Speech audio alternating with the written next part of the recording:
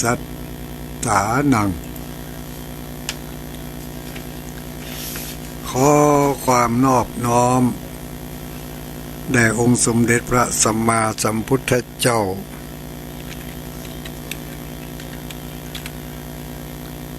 ขอน้อมอภิวาทพระสัทธรรมเจ้า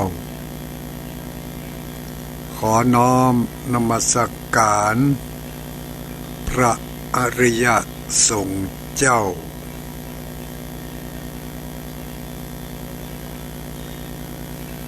ขอถวายความเคารพมายังท่านเจ้าคณะพระสังฆาธิการท่านครูบาอาจารย์พระสงฆ์องค์สังฆเจ้าทุกรูปทุกนามทุกตนทุกองค์พร้อมกันนี้ก็ขอความสุขความเจริญความรุ่งเรืองในพระสัทธรรมของพระสัมมาสัมพุทธเจ้าขอจงได้มาเบ่งบานเกิดขึ้นในวรจิตใจของอุบาสกอุบาสิกา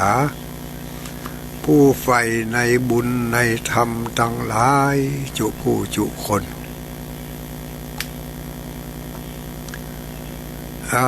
วันนี้ก็เป็นคิวเป็นคิวเป็นตา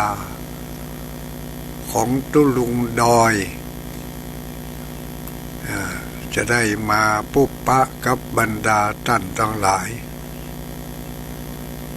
ทุกคืนวันจันทร์เวลาหมอกเอี้ยเป็นต้นไปทุกคืนวันจันทร์เนอะถ้าบ่ติดขัดถ้าบ่ล่มป่วยถ้าบ่ไปธุระอย่างอื่นก็จะได้พบได้ปะกันทุกคืนวันจันทร์แล้วก็เพื่อแถมมาเจ้าวันศุกร์อันนี้ก็ที่ตั้งสถานีแห่งนี้ทุกคืนวันจันทร์เนาะจันทร์นี้ก็เป็นวันจันทร์ที่11เดือนมกราคมพุทธศักราช2564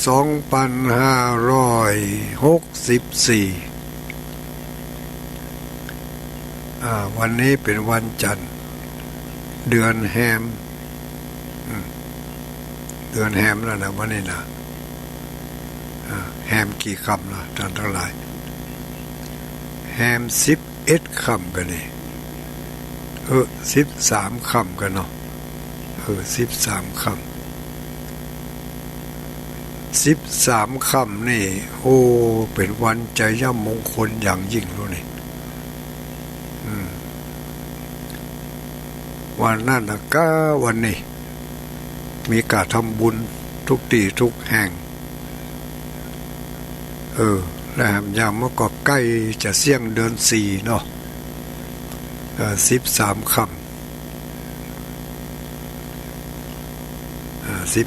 ำนี้วันผูกก็14 คำวันฮือก็เดือนดับเดือน4จะดับทำแล้วญาติโยมทั้งหลายวันนี้ก็เป็นวันเดือนแฮมเนาะเดือนแฮม13 คำเดือน4นี่เพิ่นเดือนดับขึ้นเดือนดับแรม15 ค่ำแรม15 ค่ำก็เป็นเรื่องของวันเดือนปีที่มันหมุนเวียนเปลี่ยนไปตามจักรราศีเนาะหมุนเวียนเปลี่ยนไปวันคืนล่วงไปบัดนี้เราทำอะไรอยู่ก็ไม่ได้ทำอะไรขณะนี้กำลังฟังตุลุงดอยอยู่ ตุลุงดอยมาได้นำเอาธรรมะเปื่อนคนรับเด็กมาแบ่งมาปันกันพุทธาโจตนากันอู้จาเพื่อจะได้สิ่งละอันพันละน้อยก็ว่ากันไปไผยังมาโทรหาเจ้าเหงามีอย่างจ้าเจริญพรว่าจะได้ชัดเจนดีก่อจีเขาแรงกันยัง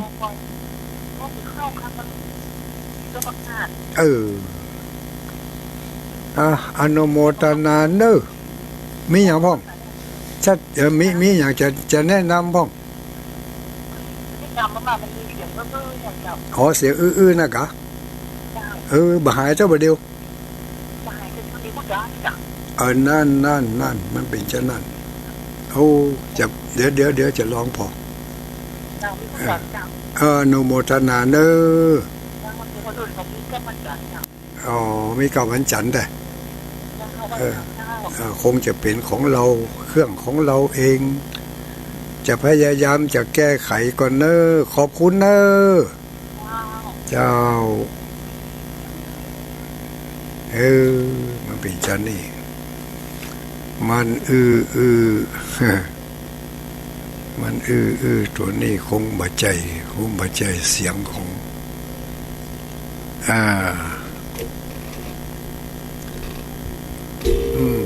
ก็ปัญหามันก็มีอยู่เนาะอิเล็กทรอนิกส์ยังไงเสียเดี๋ยวก็ลองดูกัน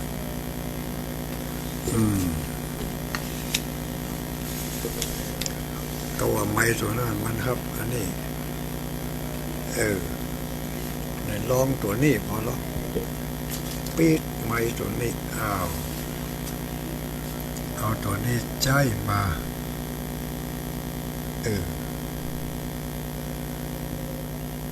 เอาละกำนี้ยังอยู่ก่อนจ้าถ้ากำก่อนพุ่นน่ะเนอะจะต้องห้องช่างใหญ่มาแล้วเนอะยังอยู่ก่อนนี่รายงานด่วนเนอะคนที่โทรมานี่นะสวัสดีเจริญพร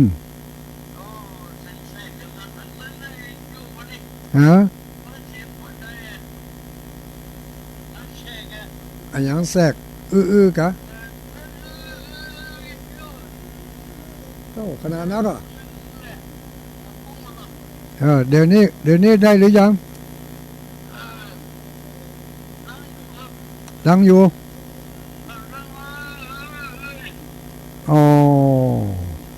มีปัญหาแล้วเนาะขอบคุณหลายๆเนอะเดี๋ยวจะแก้ไขก่อนเนอะปรับปรุงหน่อย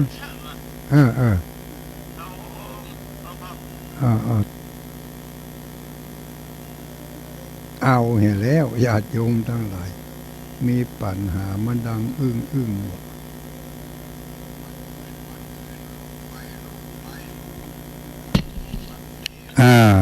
อันนี้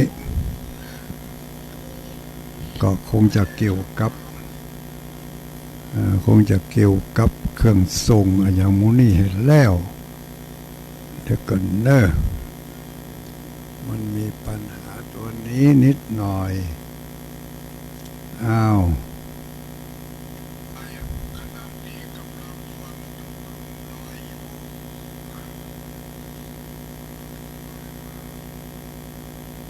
หายกันหรือยัง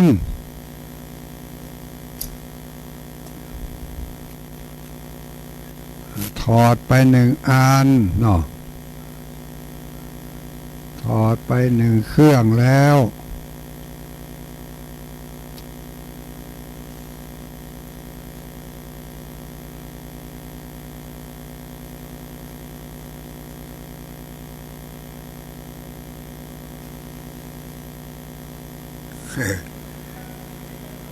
หายหรือยัง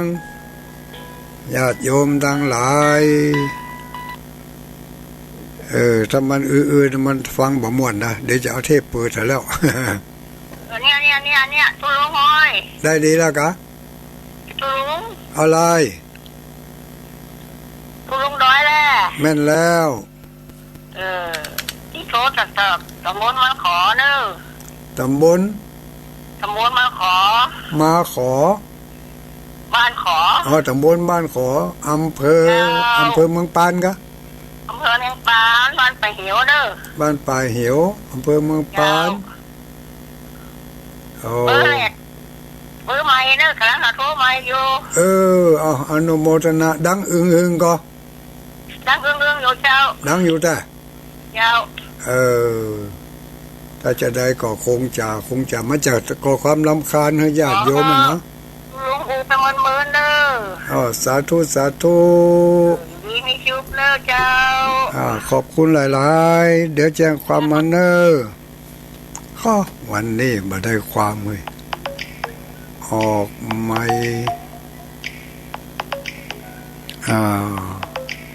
ปกติก็ไม่ตัวนี้ก็ใจอยู่ตลอดนี่เนาะ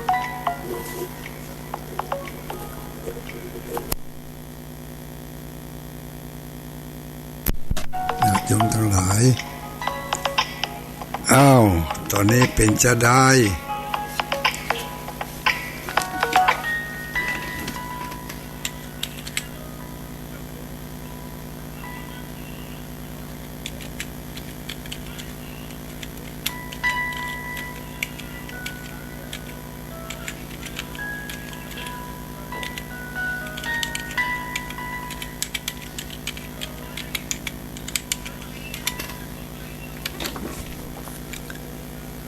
ตอนนี้เป็นยังไงบ้าง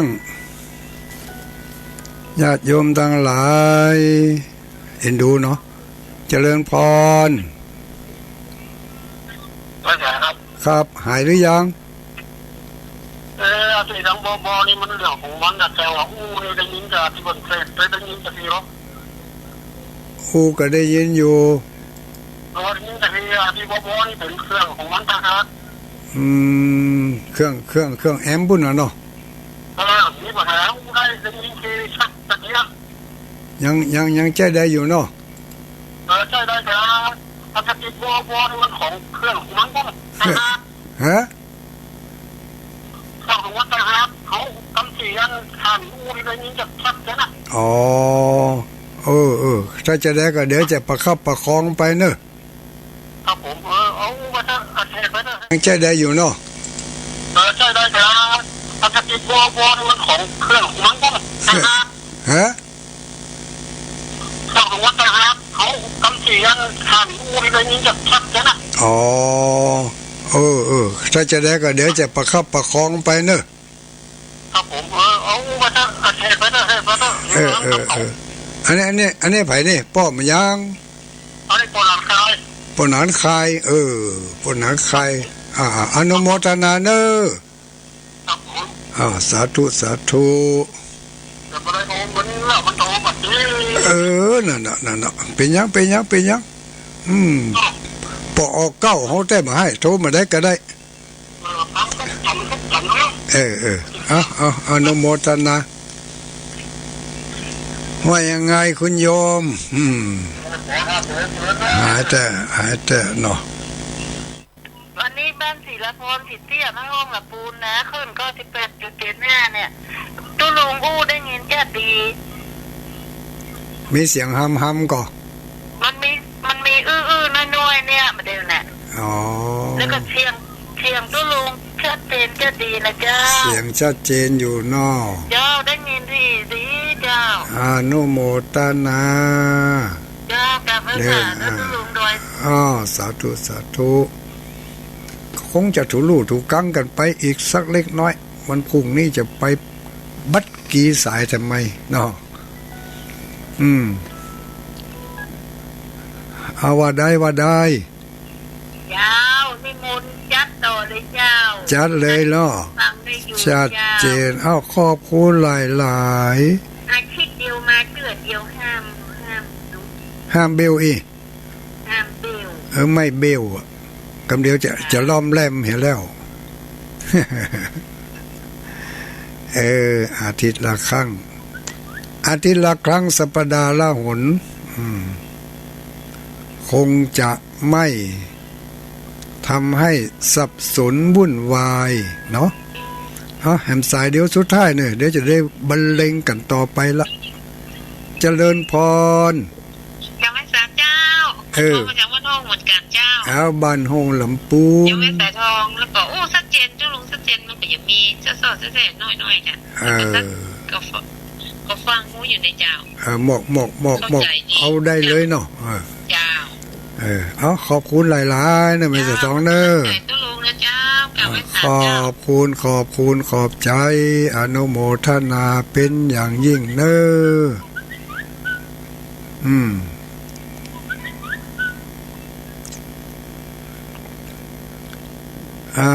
เขาคงจะเอาไว้บึดเนาะบึดก็ว่ากันตอนนี้เขาก็เอาเป็นเรื่องเป็นราวกันให้กำก่อนบึดก็ว่ากันดีก้าเดี๋ยวจะน้อยอกน้อยใจว่าจะได้ไม่จัดเจ้าจะลงได้ชัดเจนแล้วกะยังได้อยู่เจ้าใช้ประการนะเจ้าเนี่ยใช้ประการกะเจ้าโอ้ยังได้อยู่ยังเสียงก็ยังชัดอยู่เจ้าไม่เป็นไรมันถ้าจะหนาวกะฮะนั่นอนุโมทนาเนอะไม่ใช่ประการสาธุเขาย่างก่อนเนาะย่างฮับสายให้กำก่อนมันมั่วไปเลยไม่เป็นไรขอบคุณทุกสายขอบคุณทุกเสียงที่เตือนมาที่บอกมาถ้าไม่ยะอั้นก็จะรำคาญดีก็จะบิดหมุนคลื่นไปทางอื่นเหียเนาะเอาละยอมรับในข้อผิดพลาดแล้วก็จะพยายามแก้ไขต่อไปมันคงจะเกี่ยวกับสายนำสัญญาณสายส่งสัญญาณอย่างหมูเนี่ยเนาะมันมาสนิทกันมันมีสายหั่นแถมเส้นเนอะแต่เจ้าต่อไปตั้งปุ้นญาติโยมทั้งหลายขออนุญาตเดี๋ยวจะขอตืดเอาสายเส้นนั้นออกให้กำก่อนนะอันเดี๋ยวถ้าจะดังปิ้งนี่นะ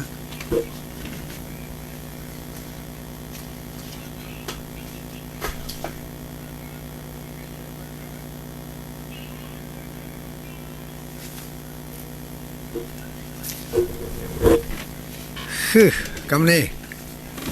ใส่ปิ้งแล้วบ่ป้าสีดาว่าได้ไล่มาว่าได้คุณเมืองฝางไล่มาห้ามโทรศัพท์ปิดโทรศัพท์ไปแล้ว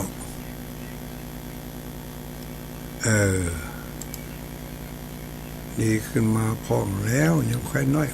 จักสายหลังนั้นออกไทยจะดีแล้วเฮ้ยว่าจะได้คนพะเยาเหมือนเดิมแต่เหมือนเดิมนี่8 โมง36นี่มัน32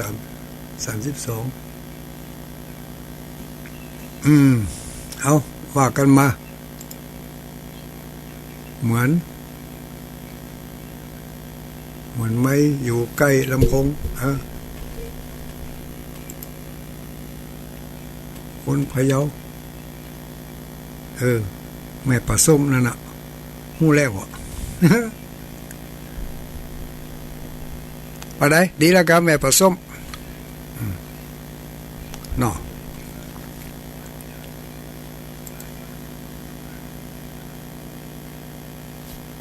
ดีแล้วดีแล้วดีก็ดีนะกะไซโยโอเคสกาเลตเอาละเดินเรื่องต่อไปเวลามันยังกับเวลาของเฮานี่นะคืนนี่ไปบ่ปอตุลุงแก้วบ่มาทำต่างหากนะญาติโยมทั้งหลายเนอะก็ทุกคนทุกท่านก็ได้ฟังเสียงตุลุงแก้วมา แต่ละคืนเนาะคืนนี้แล้วก็หายไปหลายคืนเนอะรู้สึกว่าหายไปหลายคืนตุลุงแก้วจะได้ว่าหายเมื่อเดียวนี้ก็นอนแอ่งแม่งอยู่แต่ว่าวันซืนนี่นะไปโรงพยายามตุลุงแก้วไปโรงพยายามเสียหมอที่แรกก็จะไปกวดหมอสักกำนี่กะไปกวดหมอกวดไปกวดมาเสียหมอเบือปิกนอนอยู่โรงพยาบาลก็หลายคืนก็หา 2-3 คืนก่อนกะในช่วงนั้นประเดี๋ยวนี้ก็ยังนอนอยู่แต่ปิกมาวัดละมานอนวัดเนี่ยส่งกระแสจิตเนอะมาบอกของตุลุงแก้วหายป่วยโวยจะได้ฟังน้ำฟังธรรมของตุลุงแก้วต่อไปนะตอนนี้ก็กำลังนอนอยู่ยังบ่ได้ลุกมาเถอะเมาหัวว่าฉะนั้นขอบคุณฟังอยู่เนอะเป็นยังเมาหัวเว้นว่ะจนมาเทศธรรมก็มาพิจารณากับหมูเป็นย่างไปแล้วนะโทรศัพท์เจ้าลงพอไปได้ว่าแต่ขี้มันเจ้าเมมไว้แล้วก็มันบะมีนั่นเถอะเดี๋ยวนี้ดีแล้วเจ้าอเมตตาพุทธเนอะเจ้าสวัสดี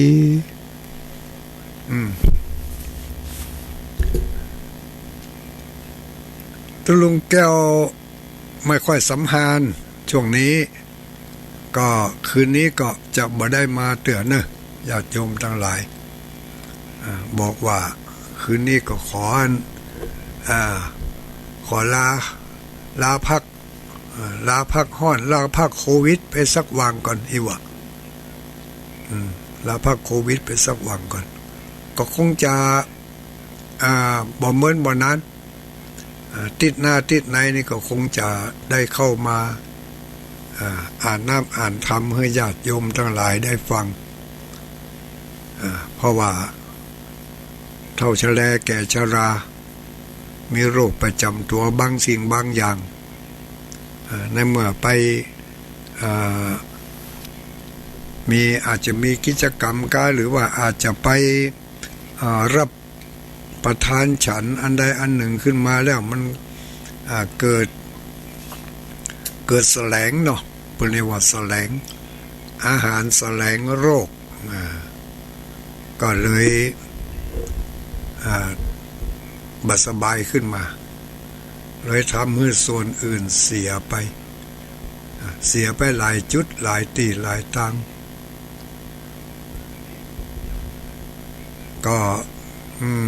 ก็เลย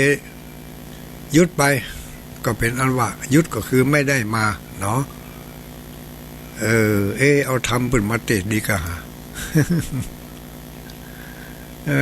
จะเตะทำแทนตุลุงแก้วก็กลัวตุลุงแก้วก้าน่ะ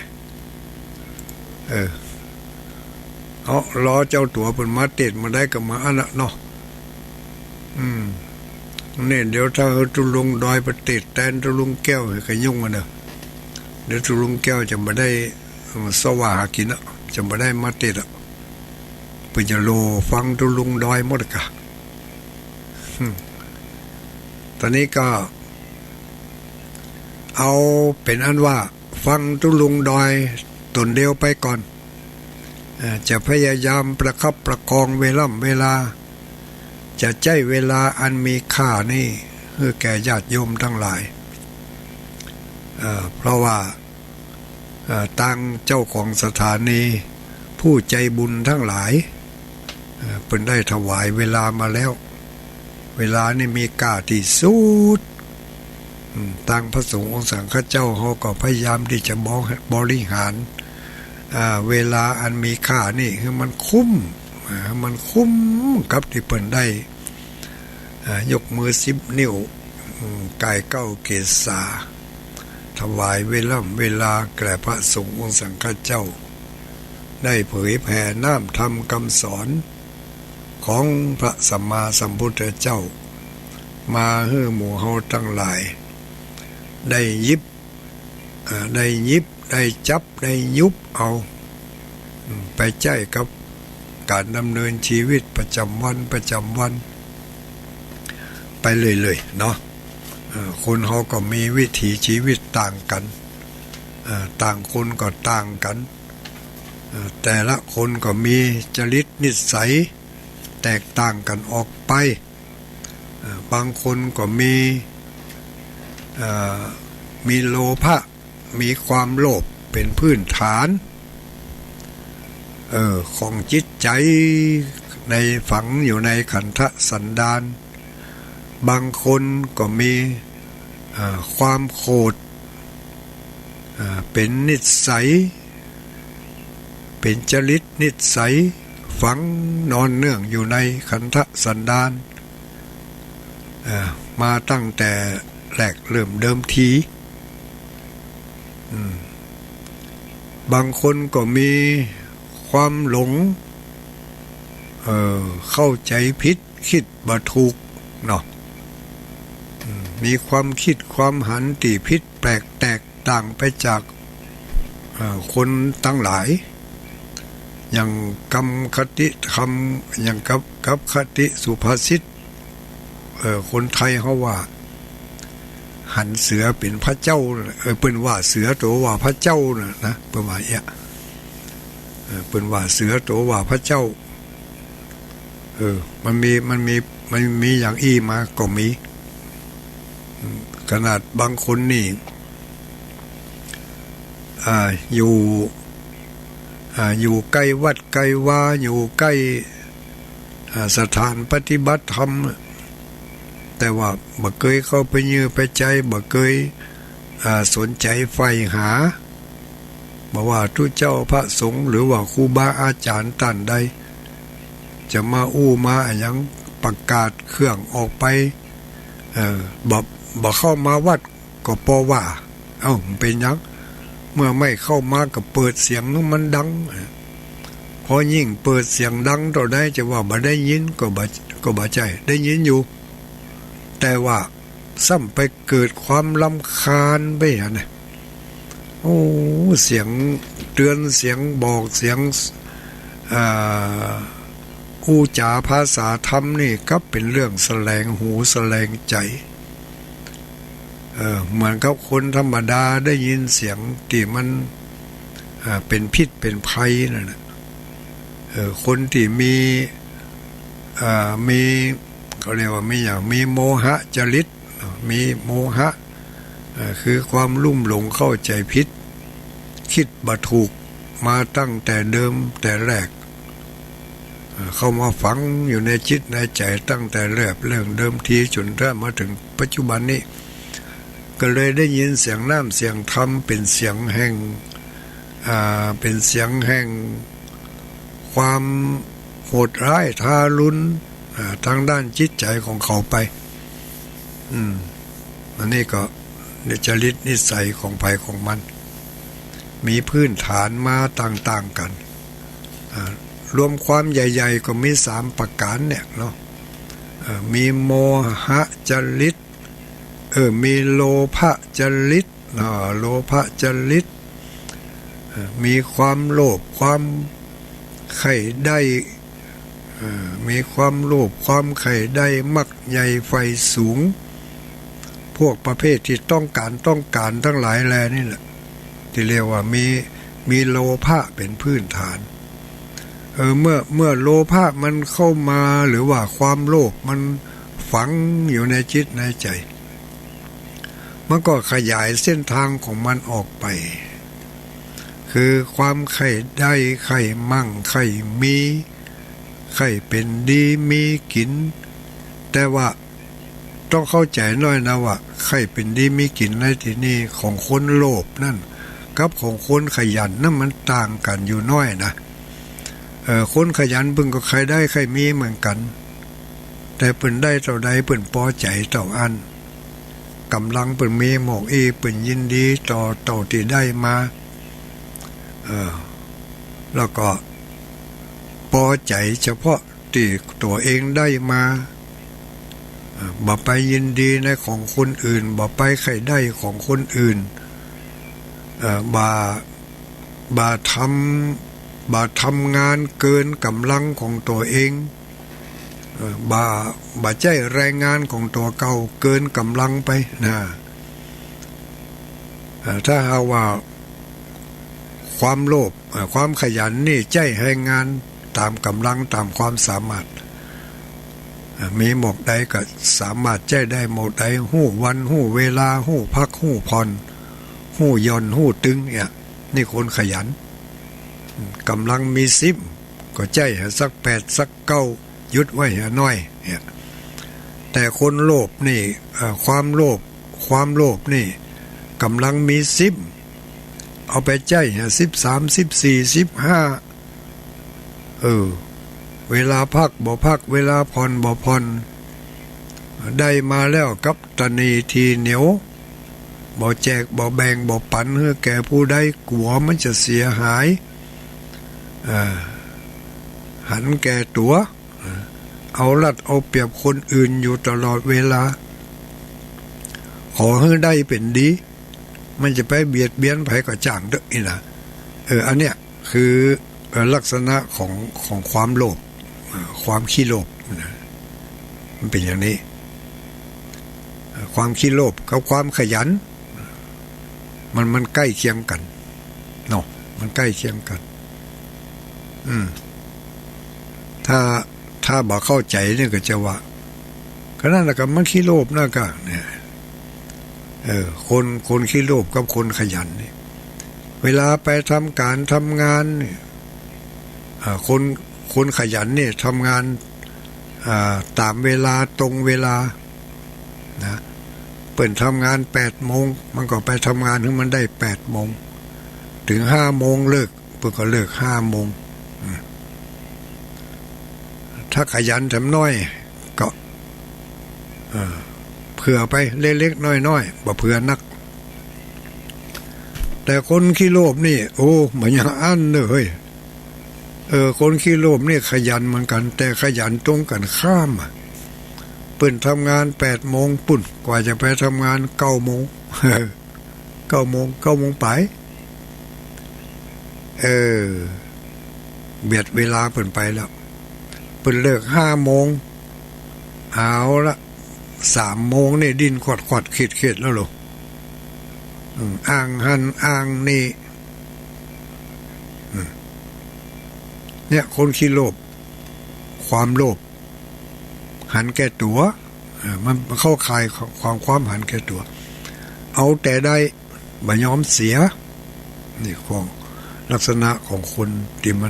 นเป็นความขี้โลภนะเป็นตัวกิเลสอะตัวกิเลสตัวนี้ชั่วร้ายเนอะ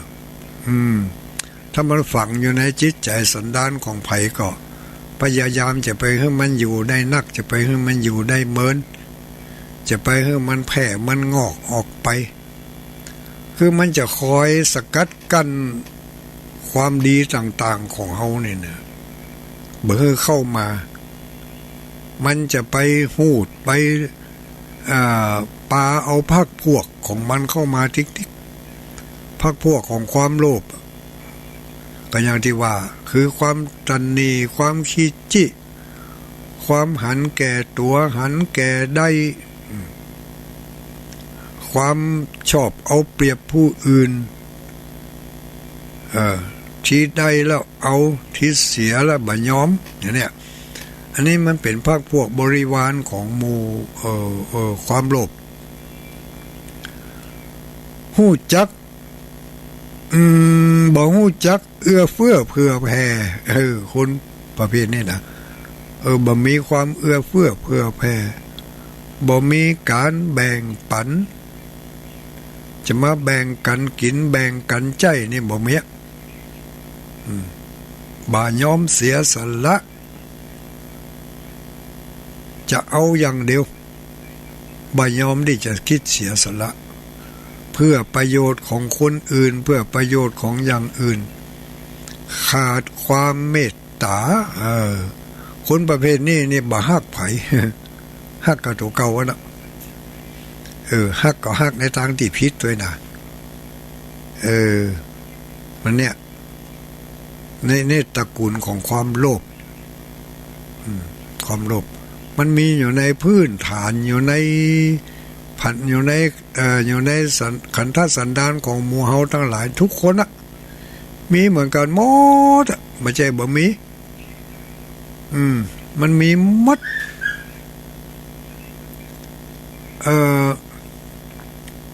องค์พระสัมมาสัมพุทธเจ้าก็ดีพระอริยสงฆ์สาวกเจ้าก็ดีก็มีเหมือนกัน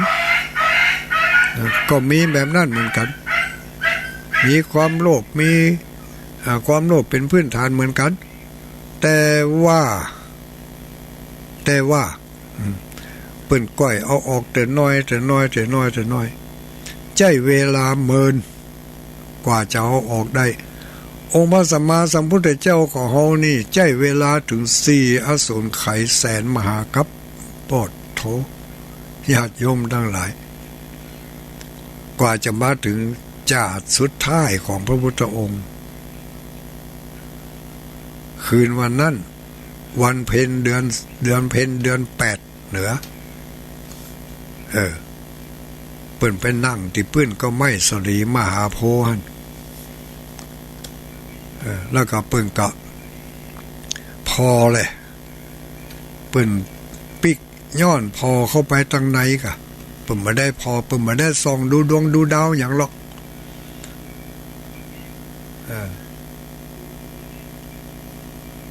มาได้พอดูดวงดูดาวอย่างแต่ว่าเปิ้นพอเข้าไปในใจของเปิ้นพอเข้าไปในที่สุดเปิ้นก็ฮู้เปิ้นก็หันในจิตในใจเปิ้นมีมายังจนกระทั่งเปิ้นประกาศออกมาตอนใกล้จะแจ้งนี่เปิ้นบอกว่าโอ้ความโลภทั้งหลายแหละเฮาหันมาเมินแล้วแต่เฮาบ่สามารถจะสลัดสู่เจ้าทั้งหลายออกจากตัวจากใจของเฮาได้บัดนี้ถึงเวลาแล้วเฮาได้อาศัยสู่เจ้าทั้งหลายขี่ข้ามแม่น้ำมหาสมุทรมาถึงป่านนี้บัดนี้เฮาถึงฟังแล้วไปแล้วเนอะสู่ขอจะไปทางใดก็ไปเถอะส่วนตัวเรานี่มาเอาอย่างสักอย่างแล้วสวะหมดแล้วเหมือนกับอย่างเงี้ยนะอันนี้ภาษาของตุลุงดอยมันใช่ภาษาที่พระพุทธเจ้าเปิ้นอู้ในเวลานั้นประมาณเนี้ยคือเขาใช้ภาษาคือเข้าใจกันง่ายๆก็ต้องกราบขอสุมาอภัยกับท่านผู้รู้ทั้งหลายที่ใช้ภาษาพื้นนี่เอามาอู้ถึงว่าเวลาที่พระพุทธเจ้าเปิ้นได้ตรัสรู้นั้นเปิ้นพอเปิ้นหันแล้วหมดเปิ้นก็บอกว่าเอามันเป็นอย่างนี้นี่เองเนี่ยเปิ้นก็เลยสลัดทิ้งตลอดถึงพระอริยสาวกเจ้าทั้งหลายที่เปิ้นหันกิเลสตัณหาหยังต่างๆความโลภเปิ้นก็ได้มีอยู่ในจิตในใจของเปิ้นเมื่อนานมาเหมือนกันนะหลายอสงไขยจนกระทั่งมาถึงสมัยที่พระพุทธเจ้าของเฮาได้ตรัสรู้เป็นพระพุทธเจ้าแล้วก็เอามาบอกกล่าวให้พระอริยสาวกทั้งหลายพระอริยสาวกเหล่านั้นเปิ้นก็ปฏิบัติตามที่พระพุทธเจ้าได้บอกเปิ้นก็สะได้สะความโลภความตัณณีที่เหนียวความหันแก่ตัวหันแก่ได้เอารัดเอาเปรียบผู้อื่นอันนี้เอารัดเอาเปรียบผู้อื่นเอาเปรียบผู้อื่นนี่มีหลายแบบลูกอย่างเดียวนี่คนบางคนนี่เอาเปรียบตุลุงนี่พอละนอนห่มผ้าจุ่ง เอาผ้ากลุ่มกระลุมแหมต่างหากแม้นหน้ามาหน่อยเดี๋ยวตุลุงนั่งอยู่เก้าอี้นี่คนเดียวก็ยังได้มันเนาะถึงเวลาไผเวลามันก็ อันนี้เอาเปรียบกันแต่เอาเปรียบของความโลภมันไปแหมอย่างลูกเอาเปรียบผู้อื่นจากพื้นฐานของความโลภนี่มันตัวเองได้คนอื่นเสียลักษณะเนี่ยเป็นการเอาเปรียบตัวเองได้อยากให้คนอื่นเสียบ่ได้เพราะอาจจะเสียหายด้วยทำต่างหากเสียเข้าเสียของเสียโอกาสเสียเวลาเสียอกเสียใจพื้นฐานมันมาจากความโลภในใจของเขานี่ก็มีเหมือนกันหมดและยิ่งจุลุงดอยสำไห้เนี่ยถ้าจะมีนักเลยเปิ้นความโลภนี่นะโอ้มันมีนักบ่ใจม่วนเนอะเวลาใดที่มันมีเนี่ยนะมันบ่ม่วนคันยุบหยับกะวนกะวายกะเสียกกะสนกะซับกะใส่โอ้ยฮ้อนหนาวหันเปิ่นได้ก็ใครได้ใครมั่งใครมีก็เปิ่นจะเอาอย่างเฮ้อเปิ่นแต่ละทีต้องหวังสิ่งตอบแทนถ้าบ่ได้สิ่งตอบแทนนี่บ่เฮ้อเนี่ยความโลภมันเป็นไปอย่างเนี้ยพื้นฐานถ้ามันมีนะมันเป็นอย่างเงี้ยถ้าจะเอาอย่างเฮ้อไผสักอย่างสักคนหนึ่งนี่ต้องได้สิ่งแรกเปลี่ยนลูกบ่ทางตรงก็ต้องทางอ้อมบ่ได้เป็นวัตถุก็ขอให้ได้ชื่อได้เสียงเนี่ยขอให้เปิ่นได้อวดได้อ้างดอกมันจะเอาจนได้นะเนี่ยลักษณะของความโลภที่มันมีอยู่ในตัวในใจของเขานี่ลองพอเถอะถ้าเขาเอาออกให้ได้นะเอาออกให้มันต้องเอาออกนักเราเอาออกพอสักน้อยเขาก็เบาไปจัดนักอย่างความตนีขี้จิเนี่ยลองเป็นคนฮัดลองฮัดแบ่งปันแล้วลองฮัดยื่นให้ช่วยเหลือต้องแต่งยะพอนะโอ้มันม่วนญาติโยมทั้งหลายม่วนแต่หรอเปิ่นตั้งตู้ปันสุกเนาะเขาตั้งคนเดียวบ่ได้เขาก็เอาไปเปาะไปหอมกับเปิ่นกะเอาไปเปาะไปหอมกับเปิ่นนี่มันก็รู้สึกว่ามันม่วนดีได้ปันสุขแบ่งปันความสุขความสบายให้กับคนที่เปิ่นต้องการที่เปิ่นหมดโอกาสหรือว่าด้อยโอกาสแต่เขาได้ช่วยเหลือเปิ่นอันนี้ก็เป็นการขจัดความโลภออกไปแต่เล็กแต่น้อยแต่ต้องทำให้มันถูกวิธีนะถ้าบ่ถูกวิธีนี่มันไม่ได้กำจัดมันไปเพิ่มไปเพิ่มความโลภขึ้นมาแถมนี่เนี่ยจะได้มันถูกวิธีอย่างที่เป็นว่าบริจาคทานเนี่ยเนาะเพราะว่าการแก้ความโลภเนี่ยก็ต้องมีการให้ทานการให้ทานการแบ่งปันความสุขแบ่งปันสิ่งที่เขามีอยู่คือเท่าที่เขาแบ่งปันได้ถ้าเขาให้ทุกคนให้ทุกคนให้ทุกครั้งถ้าเหมือนกับเขาให้ลูกให้หลานให้พ่อให้แม่ของเขานี่นะเท่าอย่าโยมเท่าไหร่อย่างเอี้ยเป็นแต่ว่าลักษณะของการแบ่งปันการให้ทานนั่นน่ะให้เหมือนกับให้ยะเหมือนกับอย่างนี้เหมือนกับเขาให้ลูกให้หลานเหมือนกับเขาให้พ่อให้แม่ให้บ่หวังสิ่งตอบแทนรุ่นน่ะเขาให้ท่านเหล่านั้นให้บุคคลเหล่านั้นน่ะเขาให้ลูกให้หลานเขาให้ในลักษณะใดเขาให้สตังค์ก็ดีให้เขาให้น้ำให้เสื้อให้ผ้าเขาให้แล้วเขาได้ตั้งความปรารถนาว่าวันหน้ามึงมาตอบแทนกูเนอะบ่ได้ขึ้นอย่างอันบ่ได้ว่าอย่างอันนี่ อาจจะมีความรู้สึกบางส่วนที่มันว่าเฮาเลี้ยงมันไปวันหน้าวันตาถ้าเฮาแก่มาเฒ่ามามันจะมาเลี้ยงเฮาก็ว่าไปจังนั้นแต่บ่ได้หมายปั้นมันเหมาะว่ามึงต้องเลี้ยงกูจนได้นะถ้ามึงบ่เลี้ยงกูจะฟ้องร้องกูจะแจ้งความนำบ่ได้ว่าบ่ได้คืออย่างนั้นว่าไปเป็นความรู้สึกของปุถุชนเป็นไปอย่างนั้น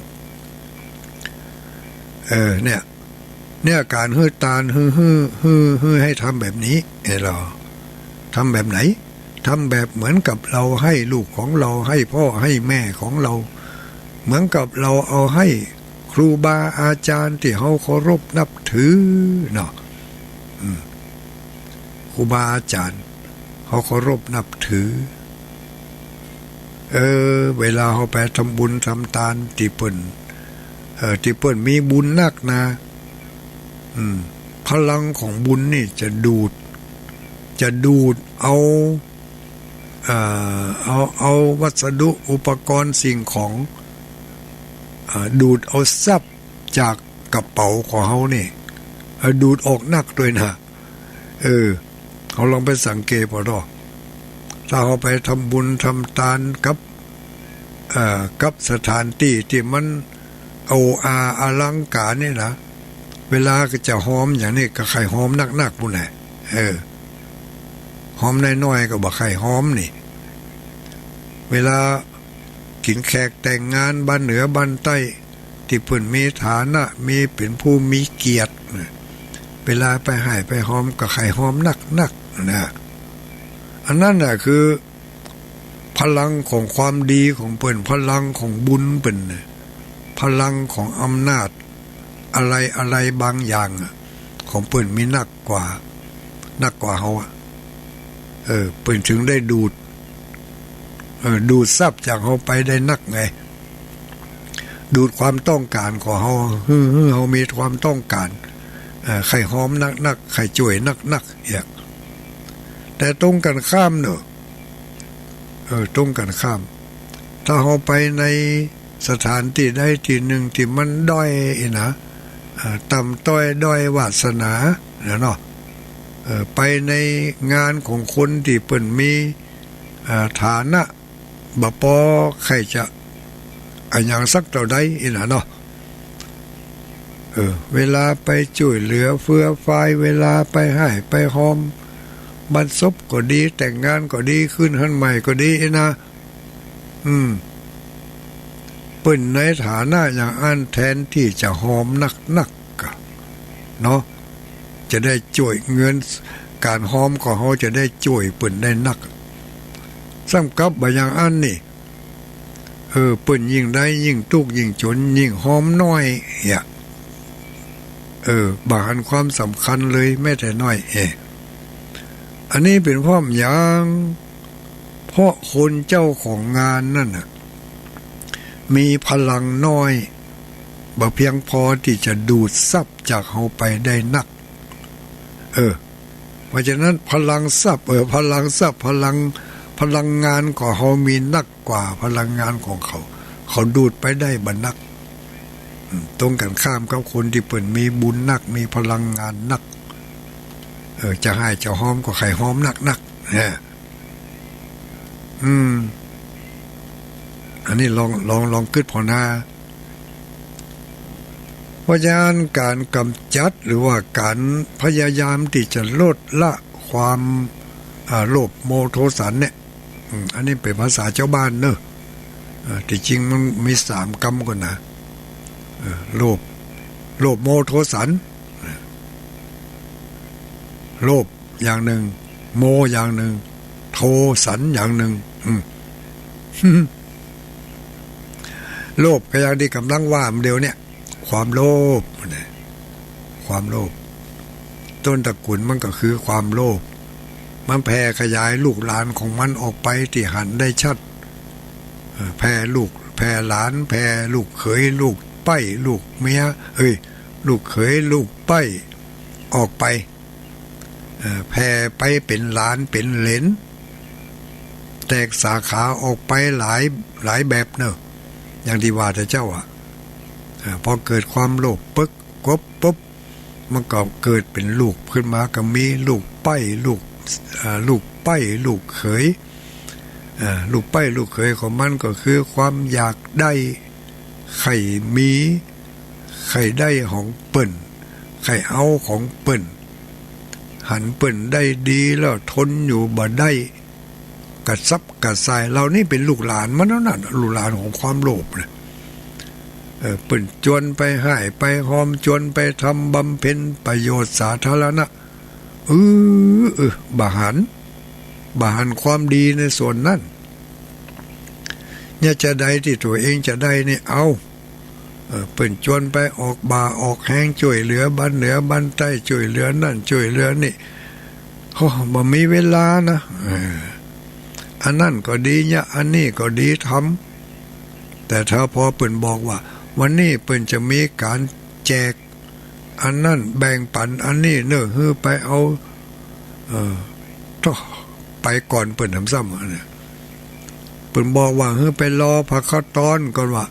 จะมันวันนี้ยอมเสียสละห้อมได้ไปวันเดียวมันจะรวยอันนี้ยังว่าได้เนาะแต่แต่พอที่จะไปเนี่ยบำเพ็ญประโยชน์เนี่ยชั่วโมงเดียวก็มายอมเสียไปเสียได้จะได้เสียไปชั่วโมงก็ขาดรายได้ไปต่ออันแต่พอจะไปเอาเนี่ยบางทีวันค่ำก็ยอมเสียนะเสียเวลานะมันเป็นอย่างนะหู้ว่าจะได้ลูกเอาเนี่ยอันนี้ก็เป็นลูกหลานอาจจะเป็นลูกไปลูกเขยของความโลภก็ว่าได้เขาก็มีเหมือนกันนะว่าแต่คนอื่นไผ่ทั้งนั้นมีเหมือนกันหมดแต่ถ้าไผ่มีนักก็ตุกนักนั่นเนาะไผ่มีน้อยก็ตุกน้อยถ้าเนี่ยมันเบาบางได้ต่อได้ก็ตุกน้อยไปต่ออัน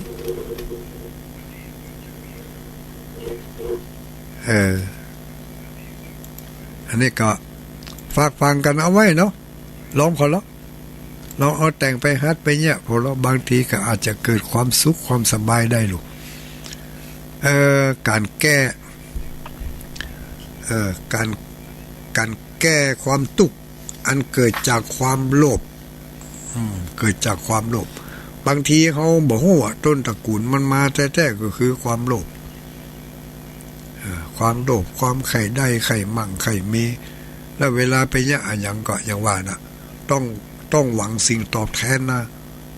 ถ้าบ่ตอบแทนเนี่ยบ่ถ้าบ่ได้ตอบแทนมาเนี่ยบ่ใครฮื้อนะบ่ใครแบ่งบ่ใครปัดอย่างกรรมที่เขาจังว่ากันนะที่เพิ่นจังว่ากันนะศรัทธาสัตย์ไทยทุเจ้าไม่ให้อะไรกูก็ไม่ศรัทธาเนี่ยแต่หรอกศรัทธาสัตย์ไทยทุเจ้าไม่ให้อะไรกูก็ไม่ศรัทธาแต่ถ้าศรัทธาสัตย์ไทยถ้าเข้าไปแล้วทุเจ้าให้เลขให้หวยโอ้กูยกย่องเลยเนี่ยประมาณนี้อันนี้คือเรียกว่าบ่ถูกทางบ่ถูกตีรวมไม่ถึงประเภทปุ่นใกล้เข้ามาแต่น้อยเสียดไปเสียดมาเนาะจะว่าก็ว่าก็ว่าว่าก็ว่าก็ว่าเนี่ยตะลุงทองเป็นว่าอย่างนั้นเนาะประเภทที่ทำบุญทำทานยกเอาจุกสตางค์ออกมาซาวเอามาประนมมือยกมือท่วมหัวสาธุงวดหน้านี่ขอก็ถูกรางวัลที่1กับเตอนะแล้วหวังได้กำไรเกินควรดำซ้ำ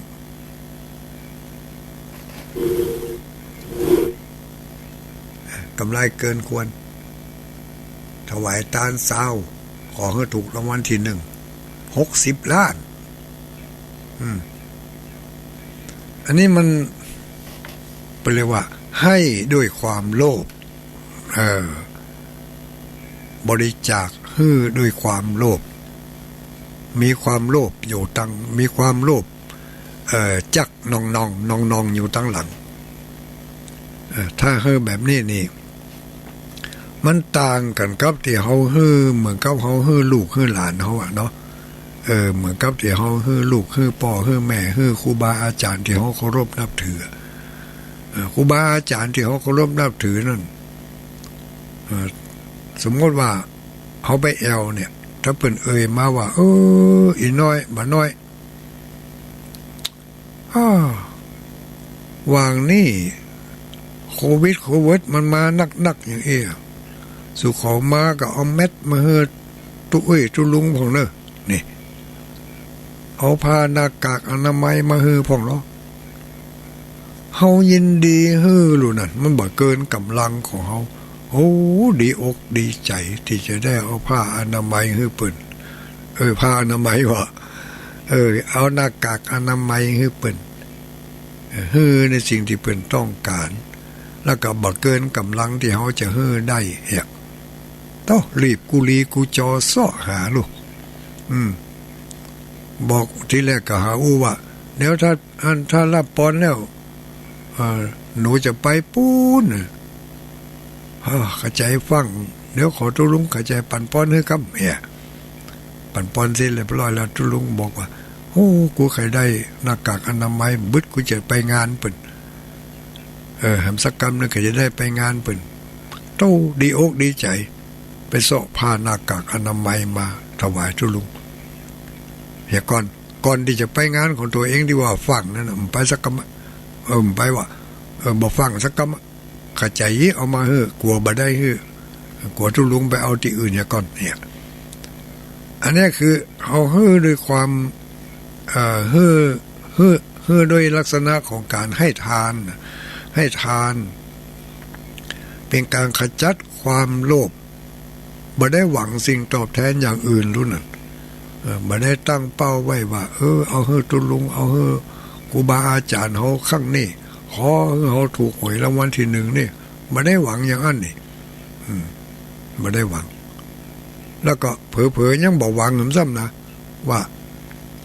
จะหวังอะไรยังหวังความสุขความเจริญหวังความอายุมั่นยืนยาวหวังมีโชคมีใจบ่ได้หวังรู้นั่นด้วยความสละแต่ด้วยความเต็มใจอยากจะ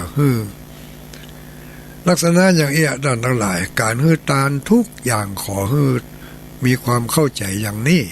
แล้วก็ทำใจให้มันได้ลักษณะนี้ประมาณนี้ความตันนี้ก็บ่จะได้บ่มาใกล้เฮาความหันแก่ตัวหันแก่ได้ก็จะบ่เกิดขึ้น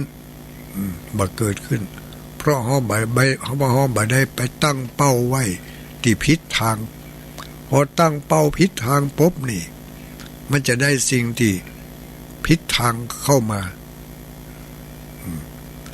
อันนี้ก็ขอให้เราทั้งหลายพิจารณาดูคนมีความโลภจงผ่อนคลายความโลภของตัวเองลงด้วยการสละแบ่งปันทานนี่อันนี้มันมีตัวแก้ลูกยาแก้ความจนก็คือความโลภนี่เป็นต้นเหตุของความจนความโลภเนี่ยเป็นต้นเหตุของความจนไม่ใช่ไม่ใช่เมานะไม่ใช่เมาอันนี้โลภเป็นต้นเหตุของความจนเบื่อมันจนได้อย่างไรเพราะคนโลภเนี่ยมันเป็นคนตนีลูกเอาอย่างเดียวบ่ยอมในเมื่อบ่ก็ย่อมจะบ่มีโอกาสได้เนี่ยในเมื่อเราไม่ให้เราก็จะมีโอกาสได้น้อยที่สุด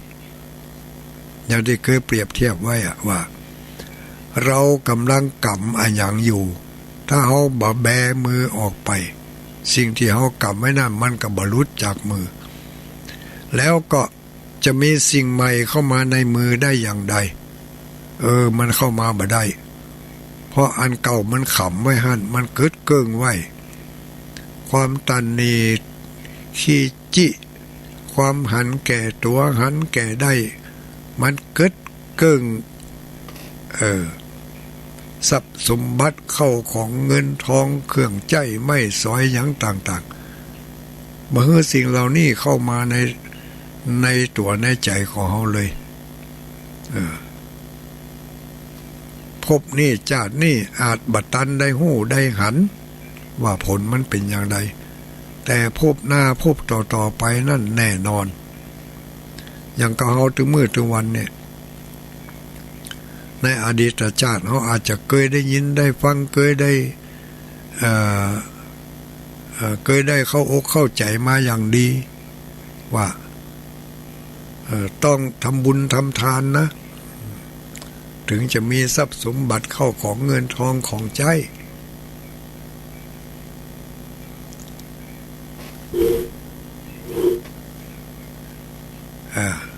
แต่ถ้าหากว่าเฮาบาบริจาคบามีจิตใจเพื่อแผ่ป่านนี้เฮาก็บ่ได้มาเป็นคนในลักษณะอย่างนี้ลักษณะที่ว่ามีกินมีใจเปิ่นได้กินก็ได้กินเปิ่นได้ทานก็ได้ทานบางคนเปิ่นได้แอวก็ยังได้แอวถ้าเปิ่นทำกรรมบางคนมีลูกเต็มจานมีหลานเต็มบ้านแต่ละคนแต่ละหลานแต่ละลูกโอ้มันอย่างมาดีอกดีใจเป็นลูกดีเป็นลูกผู้ดีมีศีลมีธรรมว่านอนสอนง่ายบอกเบอเนี่ยมันก็บ่เนี่ยบอกเบอทำมันก็เบอมันก็บ่ทำด้วยความเต็มใจเชื่อฟังคำสั่งคำสอนของพ่อของแม่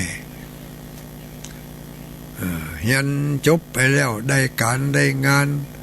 ก็เลี้ยงดูพ่อแม่อุปถัมภ์บำรุงให้มีความสุขความสบายอันนี้เพราะว่าเขาได้ทำมาสร้างเหตุมาก่อนแล้วในอดีตจัดแล้วจัดหลังพุ่นบอกว่าบางคนก็อาจจะเป็น10จัด20จัด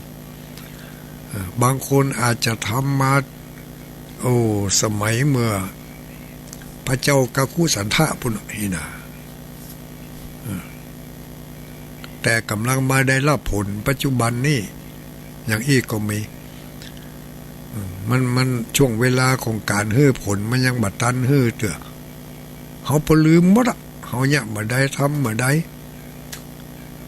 แต่กว่าจะฮู้ก็เมื่อเขาได้ผลของมันยังบ่เดียวเนี่ยบางคนนอนอุตุฟังอยู่เนี่ย สบายรุ่นนั่น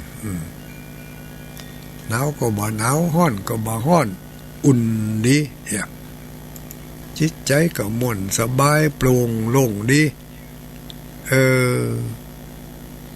บ่มีความคึ่งความเครียดบ่มีโทโสโมโหหยัง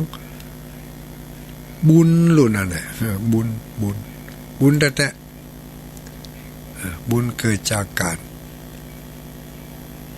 ละความโลภมันมี3ตัวใหญ่ๆเนี่ยความโลภ